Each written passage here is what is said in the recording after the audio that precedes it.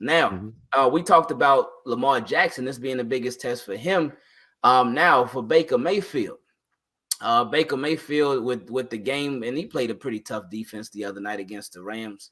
Can he have a bounce back game? Can he have a bounce back game against the Ravens? And I'll start with this one. And I think that I in my heart I really hope that he doesn't. But at the same time, I fear that he could get into a rhythm, and because with Baker Mayfield, he's going to throw that ball. He's going to take plenty of chances. And what he likes to do is take a lot of chances with his wide receivers. And what the Ravens' biggest problem right now has been their cornerback, their secondary, because they are so banged up. And then they keep talking about how it's been such a lack of communication. With it being a lack of communication, you can't afford to have a lack of communication with somebody who likes to take chances. And of course, I mean, he's got Odell Beckham, Jarvis too. He's gonna force feed those guys. They're gonna get their targets, and it's like Ravens are really gonna have to step up. But it's like if they gave up, like with Ryan Fitzpatrick, he was even making some plays. I know the score, he didn't end up scoring too many points, which was great. But he ended up making a lot of plays, and then it just got worse with Kyler Murray, and then with Patrick Mahomes. Even though Patrick Mahomes is Patrick Mahomes, he is that dude right now. And again, he's on Brady status with the flags too. But anyway, we ain't even gonna talk about that. But Patrick Mahomes, he's nice with, and it only got worse. But with Patrick Mahomes, he takes shots, he takes his deep shots, but he takes more calculated risk. But I feel like with Baker Mayfield, he's willing to risk it all, man. He's willing to say, you know what? Forget all that other stuff. I don't care. Go ahead, go get a receiver. Make something happen. So while I think Ravens are gonna have plenty of chances to force some turnovers, to catch some interceptions, which how many interceptions do we have? We only have Baker, one. But I think Baker got like 5, 3 in the first game, and I think he had 1 in the other 2. Yeah, but I'm trying to think for Ray. I think the only interception we got was against the Dolphins. Earl Thomas, like on their second drive. Wow, that's it. That's only one. Because we didn't get any against Kyler Murray, and we sure didn't get any against Patrick. Wow, we only got 1.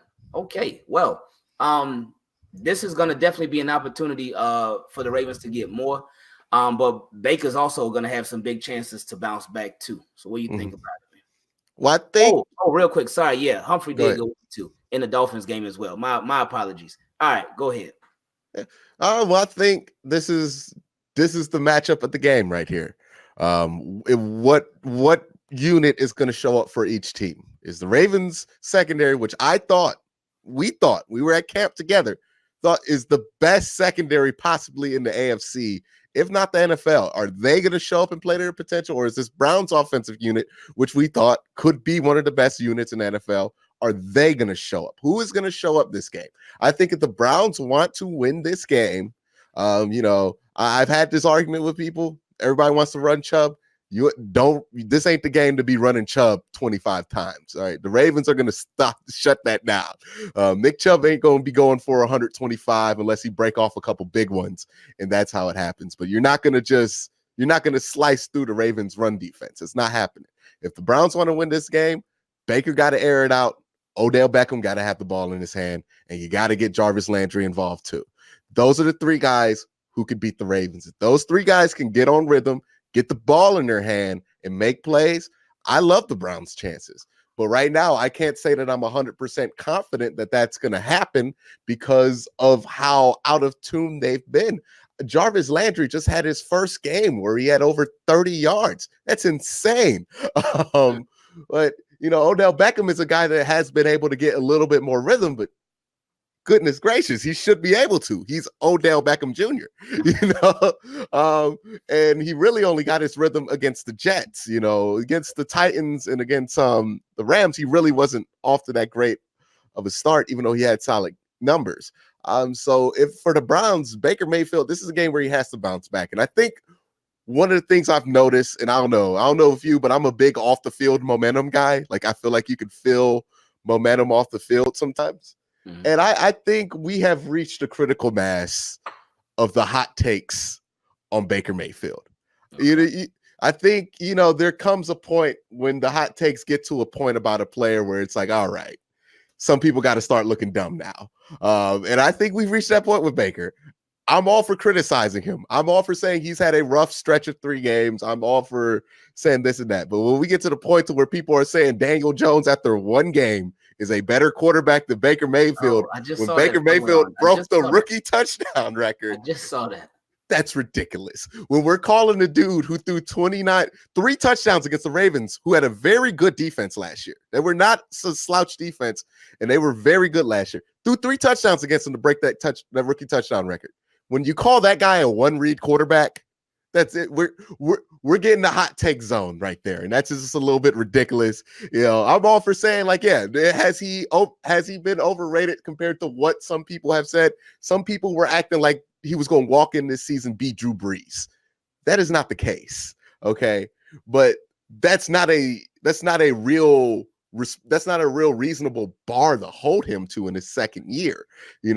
Like for Patrick Mahomes, whatever bar you want to hold him to, that's fair. He threw for 5,000 yards. Baker Mayfield, I think people just put the bar up too high for him. And then in turn, he did get a little bit overrated, but that's not his fault. But when people are coming out there, this is being all kind of disrespectful. They forget that this is a man who is fueled off of just pettiness. Like, saw that today. Yeah, like this is a man who, the more petty you are, the more slight you give him, the more fuel you give him. And I think that he has a lot of fuel. I think he has a lot of petty. And remember, he had like 2-3 bad games before he started to explode and show his potential last year with the Browns. I can feel, I don't feel super confident saying it just because the play has been so bad the first 3 games, but I feel it in my bones. I feel like he's going to have a signature game against the Ravens this weekend. Okay. Yeah, we're going to see. Yeah. We're going to see. But just like you were saying with Baker Mayfield, while he did, he threw 3 touchdowns against that really, really, really the number 1 defense last year. 3 turnovers, 3 touchdowns. One of them to Brashard Perriman, by the way. So shout out to my guy Brashard. Is he still on the roster in Tampa Bay?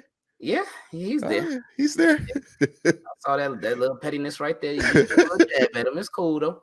But he did throw 3 touchdowns against that Ravens defense last year, but he also threw 3 picks. Yes, he did. And 2 of them were to Jimmy Smith. And the last one was to CJ Mosley. But none of those guys are going to be playing in this game, which sucks. That's awesome. Anyway, that's another thing real quick I wanted to touch on because in the offseason, I remember when I brought up the Ravens defense, I remember I got some pushback about this, but I remember saying like, hey, you lose Terrell Suggs, you lose Eric Weddle, and you lose CJ Mosley more than on the field. That's going to have an effect with the communication and the leadership in that unit. And I think that's really the biggest problem that the Ravens have had is that they have. It is by far because the Ravens right now, they are definitely more athletically gifted than they were last year on defense. They're faster. They may even be stronger, but just that communication part is big, man. Mm-hmm. And we lost guys with football smarts. And no disrespect to anybody currently on the team, but we lost guys with some like real football smarts and experience at every level of the defense, the defensive line, the linebackers, and the secondary. Mm-hmm. And while we appreciate that, GW Wells Bowl, thank you, man. Now, and while we lost the football smarts at every level, we upgraded athletically, but communication-wise and just I think Jimmy Smith also not being there too. Because I think Jimmy Smith also not being there. Like that makes Eric Weddle, him were the most veteran guys in that defense, and then you also CJ Mosley, he's held down that fort in that linebacker position. And we know how long Terrell Suggs has been doing this thing.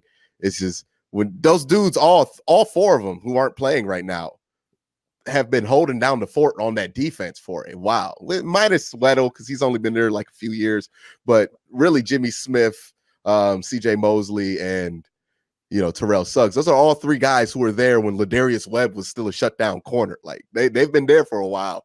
Losing that knowledge and that just understanding of the defense, just from what they've seen, it's a hard thing to adjust from. Yeah, yeah, it's been rough because I didn't.